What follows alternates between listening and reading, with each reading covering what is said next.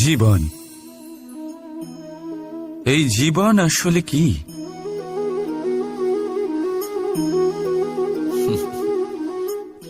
এই প্রশ্ন সবার মনেই এসে থাকে। সবার মন এই প্রশ্নের জন্যই চিন্তিত থাকে। এই জীবন আসলে কি? এর উদ্দেশ্য আসলে কি? কি করা যেতে পারে এই জীবনে? এই জীবন কি কিছু পাওয়ার, নাকি এই জীবন কিছু হারাবার?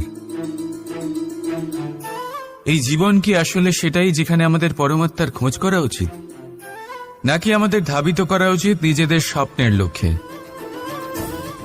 এই জীবন আসলে কি? এই জীবন আসলে অত্যন্ত সরল। এ হলো শান্ত জলের মতো,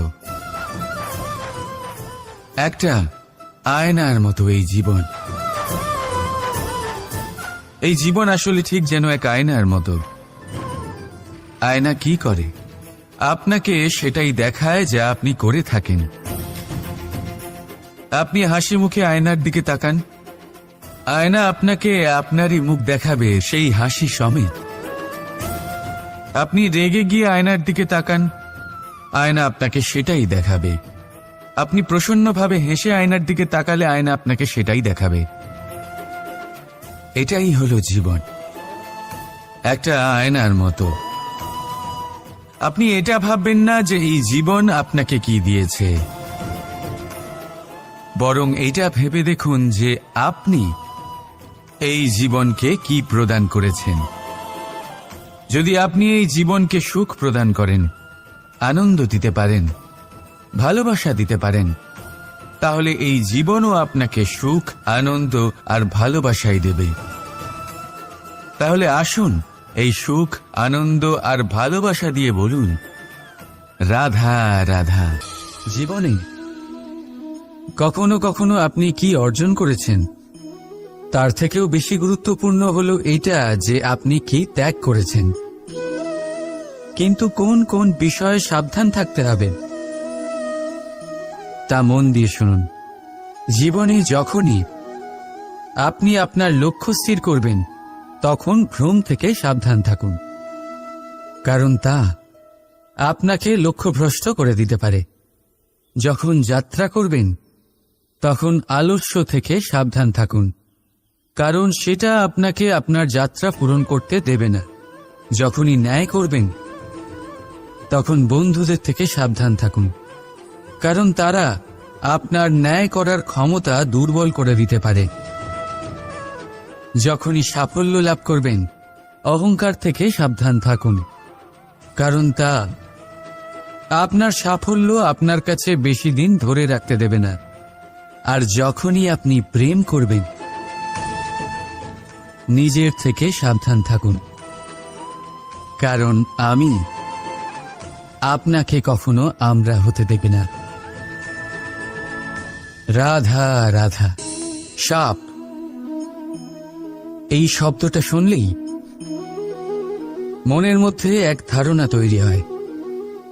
বিষে ভরা, ফোঁস আওয়াজ করা এক ভয়ানক জীব। যদি এই সাপ কারোর বাড়িতে ঢুকে পড়ে, কোলাহল সৃষ্টি হয়ে যায়, লোকে সুরক্ষিত স্থান খুঁজতে থাকে, ভিড় জমা হয়ে যায় সেই সাপের প্রাণ নেওয়ার জন্য। কিন্তু যদি এই সাপ কোনো মন্দিরে দেখতে পাওয়া যায়, তাহলে কি হবে? লোকে সেই সাপের সামনে নিজের মাথা নত করবেন, প্রার্থনা করবেন, হাত জোর করবেন, দুধ খাওয়াবেন, তাকে শিবের আশীর্বাদ মনে করবেন। তাহলে এই বিষয়ে আপনার মতামত কি? ভাবুন, মানুষগুলো সেই একই ছিল, সাপও সেই একই। তাহলে পরিস্থিতিতে এত তফাৎ কেন? কোথাও সেই সাপের প্রাণ নেওয়া হচ্ছে, আবার কোথাও সেই সাপকে পুজো করা হচ্ছে। তফাতের কারণ হল সংস্পর্শ আর স্থান। যখন সেই সাপ শিবের সংস্পর্শে ছিল, মন্দিরের পবিত্র আবহাওয়াতে ছিল, তখন সে দেবতুল্য হয়ে উঠেছিল, নয়তো সে আমাদের কাছে শত্রুই ছিল। তাই না?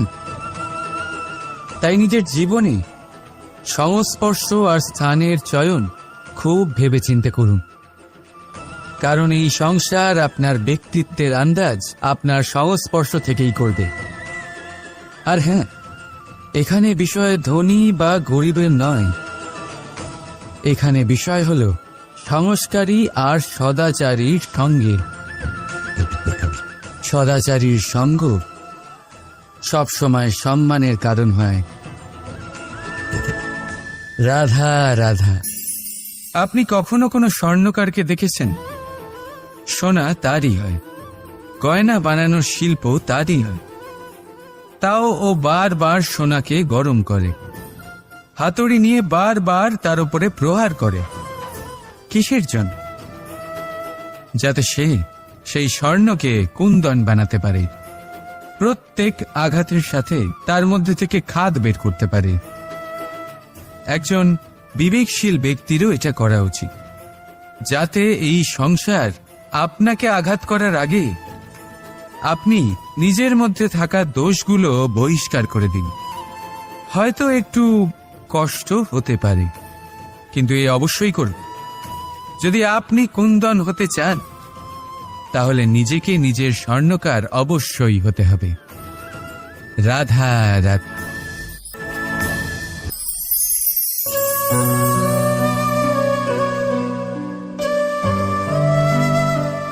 নারী,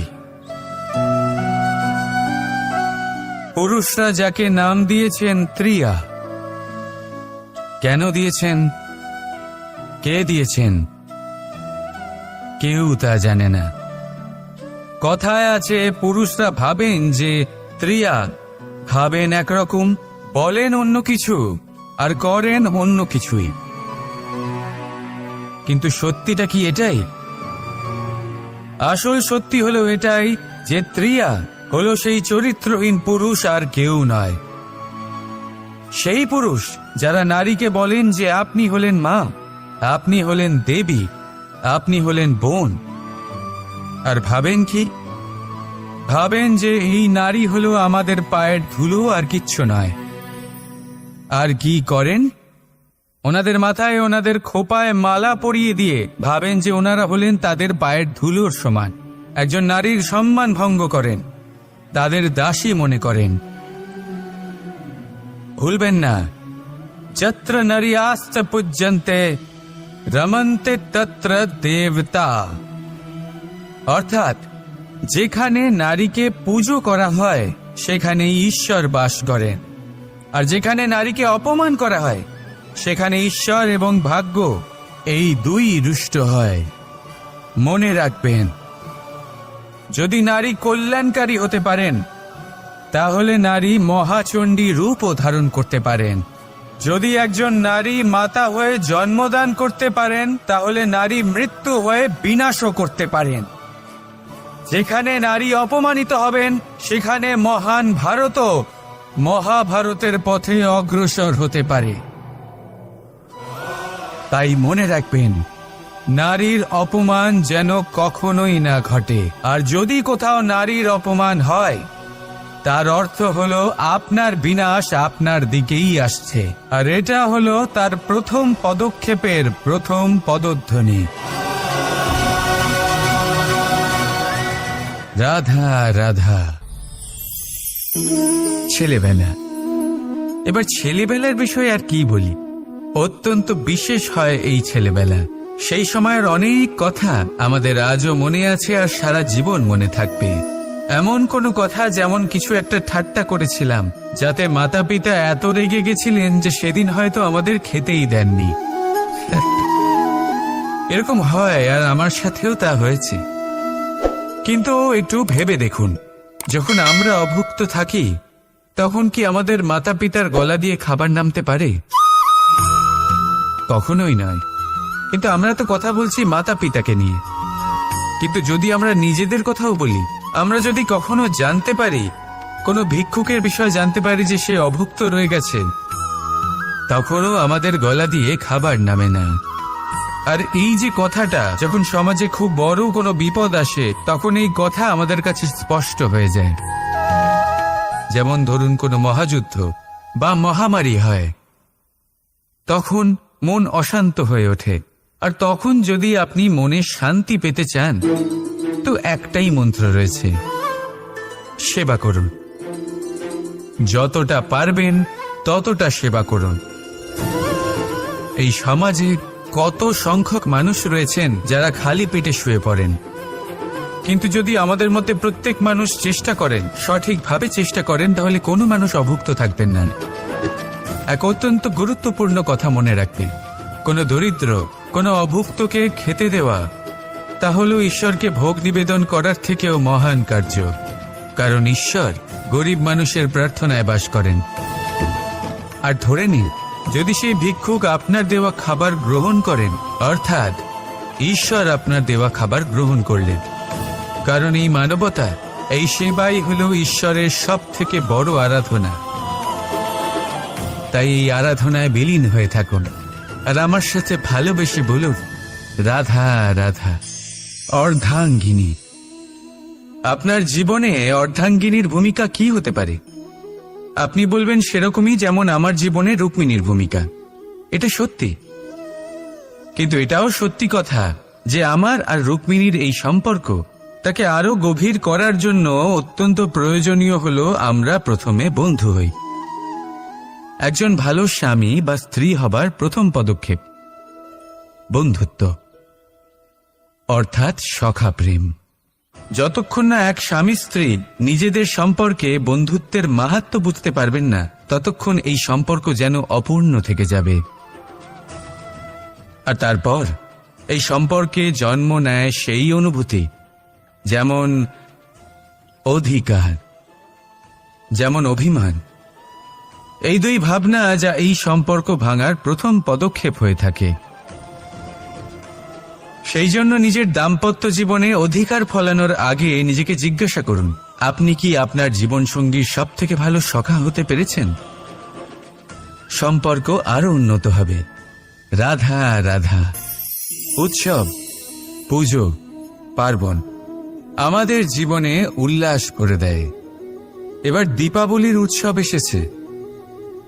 আপনি কখনো ভেবেছেন যে এইসব উৎসব যেমন গুরু পূর্ণিমা, দোল, রাখি বন্ধন, এইসব পূর্ণিমার দিনে অনুষ্ঠিত হয়, যখন চাঁদ আকাশে পুরোপুরিভাবে দেখা যায়। কিন্তু দীপাবলির এই শুভ উৎসব অনুষ্ঠিত হয় অমাবস্যার দিবসে। অমাবস্যা যাকে আমরা অশুভ বলে মনে করি। কখনো ভেবে দেখেছেন কেন শ্রীরাম অমাবস্যার এই দিন বেঁচেছিলেন অযোধ্যায় ফেরার জন্য? একদিন পরে বা একদিন আগেও তো আসতে পারতেন উনি, কারণ উনি এই সংসারকে একটা বার্তা পৌঁছে দিতে চেয়েছিলেন যে মুহূর্ত নয়, কর্মই আসল। যদি আপনার কর্ম বড় হয়, শুভ হয়, তাহলে অমাবস্যার এই রাতকেও প্রদীপের সাহায্যে আলোকিত করা যেতে পারে। তাই সময় বিচার করা না করা আপনার সিদ্ধান্ত মাত্র, কিন্তু নিজের কর্মের বিচার করা আমার উপদেশ। রাধা রাধা। জীবনে আমরা আপনদের জন্য, আমাদের প্রিয়জনদের জন্য সর্বদা ভালো কিছু করতে চাই। ওদের খুশি করার জন্য অনেকবার ওদের উপহার দিই। আর উপহার দেওয়ার সময় একটা বিষয় মনে সর্বদা থাকে, সেই উপহার বিশেষ হওয়া উচিত। সেই উপহার সুন্দর হওয়া উচিত, মূল্যবান হওয়া উচিত। এমন উপহার হওয়া উচিত যা সব সময় তাদের মনে থেকে যায়। কিছু মানুষ বেছে নেন ভালো বস্ত্র, আবার কিছু মানুষ বেছে নেন দামি অলংকার। কিন্তু এটাই কি যথেষ্ট? আপনি নিজেই ভাবুন। যতই ভালো বস্ত্র হোক না কেন, একটা সময়ের পরে তার রং ফিকে হয়ে যায়, খারাপ হয়ে যায়, ছেড়ে যায়। মূল্যবান অলংকারও কখনো না কখনো চুরি হয়ে যেতেই পারে। চিরকাল সেইগুলি সাথে থাকবে এমন নাও হতে পারে।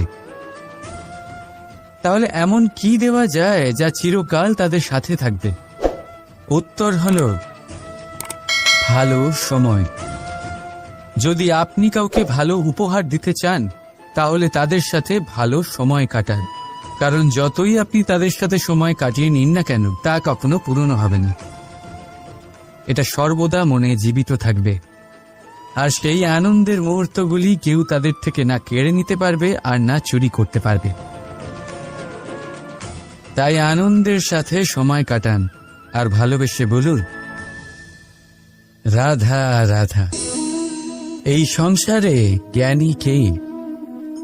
সেই ব্যক্তি যিনি বেদের অর্থ বোঝেন, নাকি তিনি যিনি জন্ম এবং মৃত্যুর রহস্যের সমাধান করেছেন, নাকি তিনি যিনি 64 কলায় নিপুণ? না, এই সংসারে জ্ঞানী তিনি যিনি কেবলমাত্র একটা পার্থক্য বোঝেন, পার্থক্য মেনে নেওয়া আর দৃঢ় হওয়ার মধ্যে।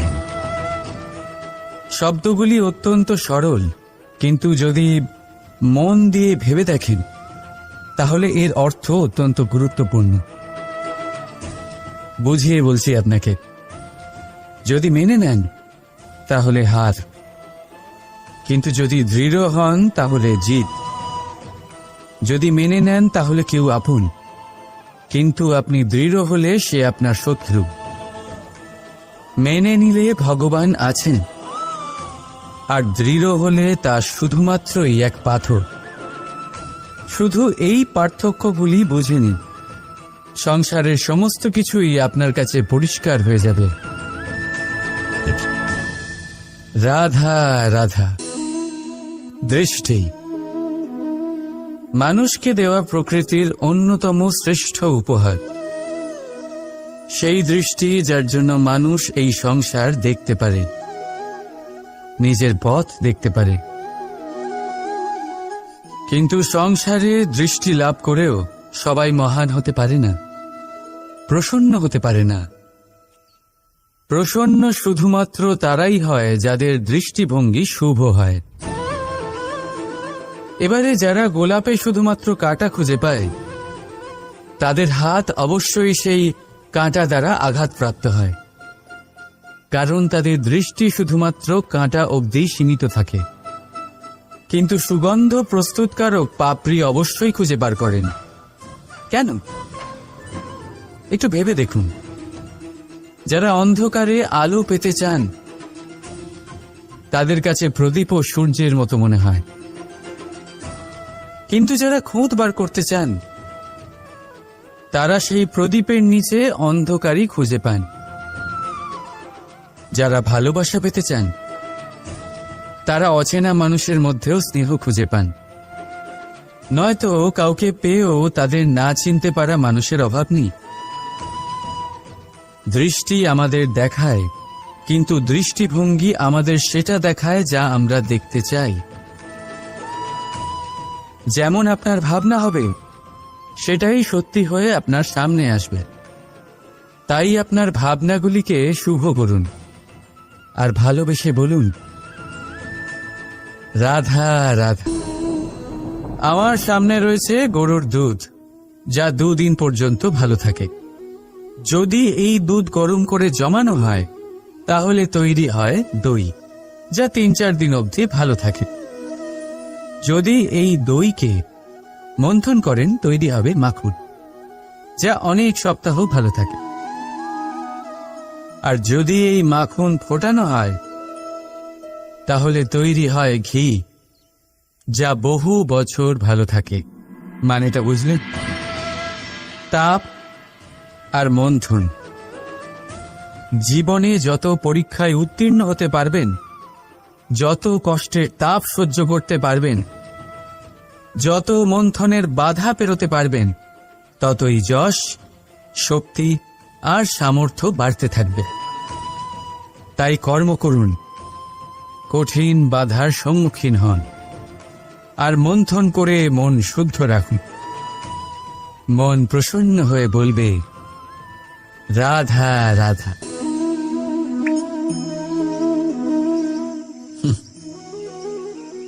আকাশ থেকে ঝরে পড়া বৃষ্টির ফোঁটা বড়ই শীতল, মিষ্টি আর পবিত্র হয়, কিন্তু সবার ভাগ্য ভিন্ন ভিন্ন হয়।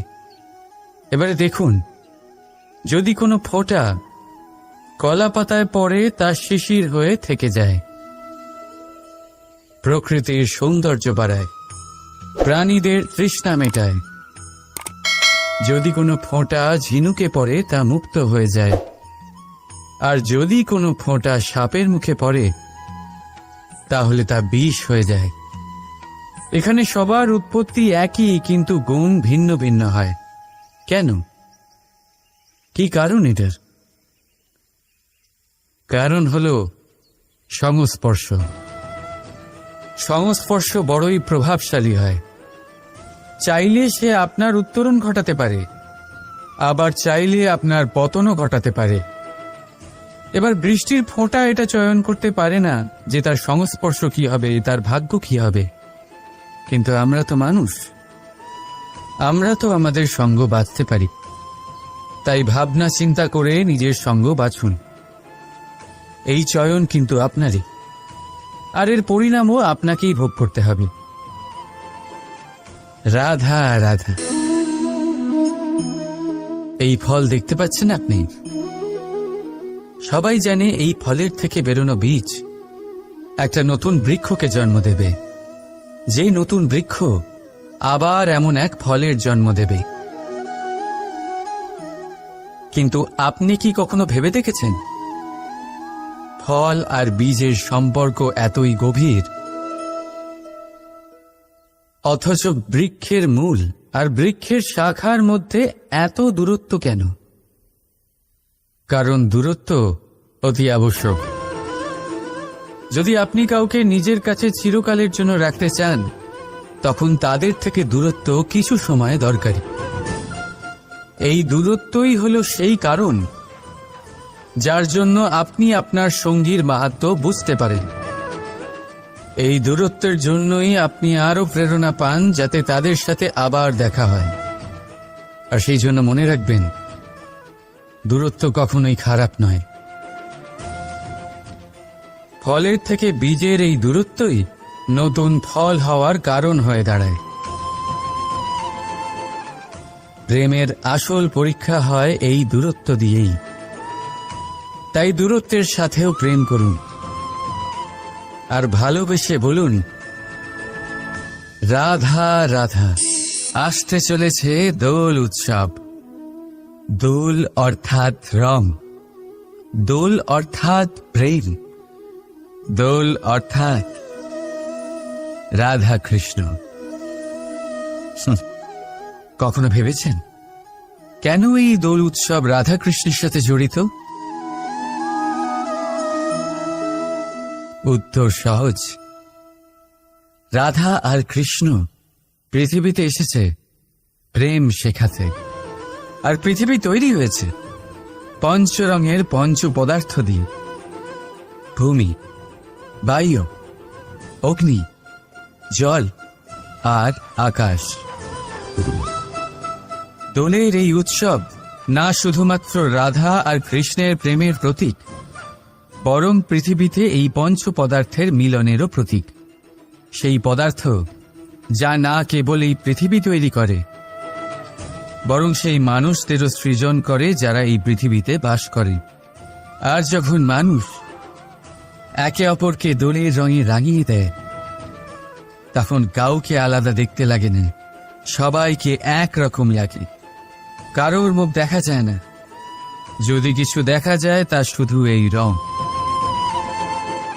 প্রেমের রং, উল্লাসের রং, পৃথিবীর নির্মাণকারী পঞ্চ পদার্থের রং। তাই বয়ে যান এই রঙের নদীতে, আর গড়ে তুলুন এই সম্পর্ক এক নতুন উদ্যম। শুভ দোলযাত্রা। আর হ্যাঁ, ভালোবেসে বলুন, রাধা রাধা। রাধার সাথে যখন আমি ফুলের দোল খেলেছিলাম, তখন সেই অনুভূতি অন্যরকম ছিল। পুষ্প মানে ফুল, তাদের উপরে বর্ষানো হয় যারা বিজয়ী হয়ে ফেরেন, যাদের পদক্ষেপ শুভ হয়, যারা পবিত্র হন। এবার যে প্রেমিক নিজের প্রেমিকার হৃদয় হরণ করে নেয়, তার থেকে বেশি শক্তিশালী কে? যে নিজের আগমন দ্বারা আমাদের জীবন ধারা পাল্টে দেয়। তার থেকে বেশি শুভ কি? আর যে এসে আমাদের মনের কষ্ট লাঘব করে তাতে প্রেমের রং ভরে দেয়, তার থেকে বেশি পবিত্র কে?